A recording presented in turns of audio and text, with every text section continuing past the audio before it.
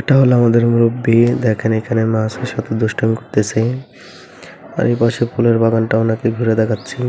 আসসালামু আলাইকুম। Hello everyone, কেমন আছেন? আশা করি আলহামদুলিল্লাহ সবাই ভালো আছেন।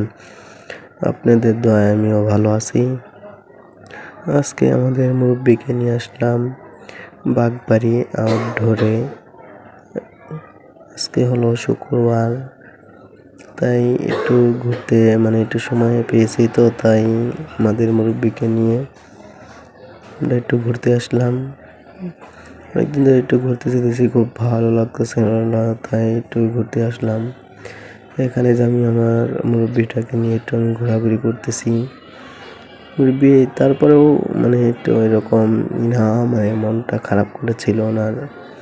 ঠান্ডা তো, তাই ওনার বেশি একটা ভালো লাগতেছিল না। ওনাকে সব কিছু ঘুরে ঘুরে আমি দেখাচ্ছিলাম যে মুরব্বি, তাহলে কি আপনি খুশি হন নাই নাকি?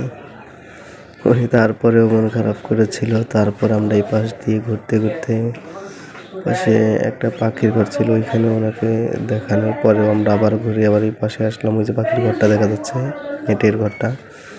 তারপর আবার এই যে গাছতলা এসে আমরা ওনাকে একটু বসাইছিলাম।